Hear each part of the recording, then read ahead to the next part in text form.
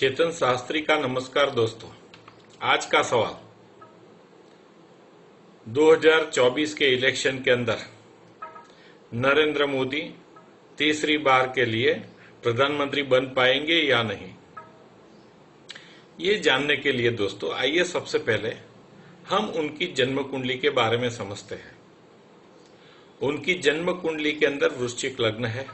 वृश्चिक लग्न का मालिक मंगल स्वगृही होकर लग्न भाव के अंदर भाग्येश चंद्र के साथ युति कर रहा है, जिसकी वजह से उनकी कुंडली में लग्न भाव के अंदर ही चंद्र मंगल का मांगल्य और सिद्धि से रिद्धि योग बन रहा है। फिर मंगल की चतुर्थ पूर्ण दृष्टि धनेश और पंचमेश गुरु महाराज जो सुख स्थान में विराजमान है उसके ऊपर है, जिसकी वजह से गुरु और मजबूत बन जाते हैं। और ये गुरु महाराज की सप्तम पूर्ण दृष्टि सप्तमे शुक्र और सुखेश शनि के ऊपर है, जो दसम कर्म भाव के अंदर विराजमान है। और यहां पर सुखेश और सप्तमेश शुक्र और शनि की युति दसम भाव के अंदर हो रही है, जिसकी वजह से सिद्धि से सिद्धि योग हो रहा है।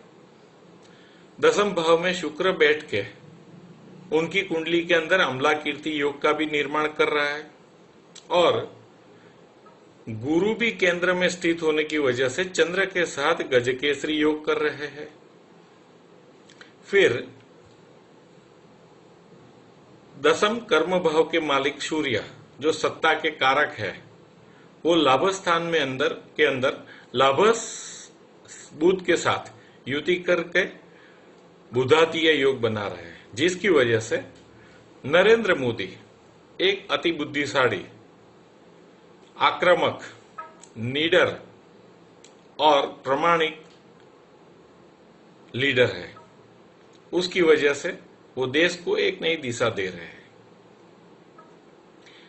उनकी कुंडली के अंदर साथ में महाभाग्य योग का भी निर्माण हुआ है, जिसकी वजह से वो एक सफल राजनेता बने हैं, सफल नेतृत्व दे रहे हैं।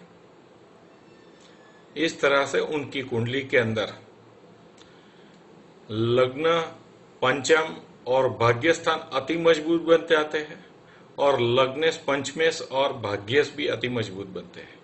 फिर लग्नेश, सप्तमेश, चतुर्थेश और दशमेश ये भी अति शुभ स्थानों में बैठ के अति मजबूत बनने की वजह से उनकी कुंडली एक अति मजबूत कुंडली बनती है, जो ये दर्शाती है कि वो एक सफल व्यक्ति बनेंगे। और इसी वजह से वो एक सफल चीफ मिनिस्टर और एक सफल प्रधानमंत्री अब तक बने हुए हैं।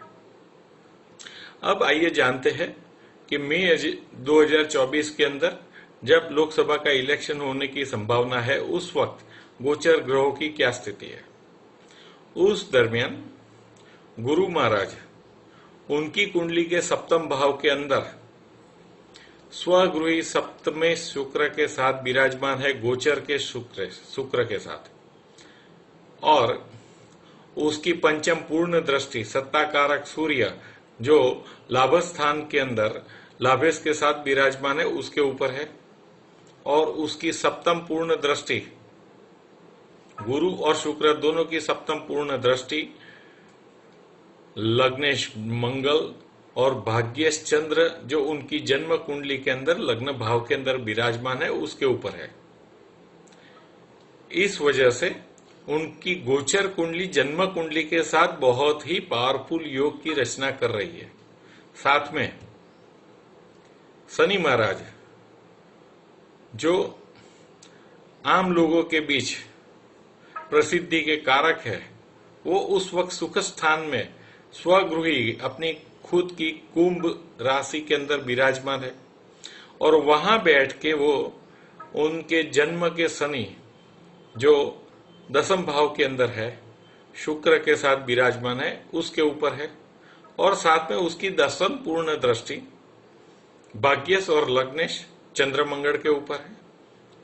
इस तरह से मेरे हिसाब से जब ऐसी स्थिति निर्माण होती है कि गोचर का शनि सुख स्थान में रहकर जन्म के शनि, सप्तमेश शुक्र, लग्नेश मंगल और भाग्येश चंद्र के ऊपर दृष्टि करे तो वो अति असाधारण फल देता है। इस तरह से मुझे लगता है कि नरेंद्र मोदी मई 2024 के इलेक्शन के अंदर 2/3 बहुमत प्राप्त करके तीसरी बार के लिए प्रधानमंत्री बनेंगे। दोस्तों, अगर आप भी जानना चाहते हैं कि आपकी कुंडली के अंदर अच्छे ये कैसे योग है, आपको कौन सा धंधा करना चाहिए, आपको कब नौकरी मिल सकती है, आपका भाग्य कैसा है, आपके जीवन में कब अच्छा समय आएगा, तो आप मेरा चेतन शास्त्री का संपर्क कीजिए। मेरा मोबाइल नंबर है 9428507593। आपने अगर मेरा चैनल अभी तक सब्सक्राइब नहीं किया है तो आप मेरा चैनल सब्सक्राइब कीजिए, लाइक कीजिए, ताकि मेरे नए वीडियो आप तक तुरंत पहुंच सके। नमस्कार दोस्तों, जय हिंद।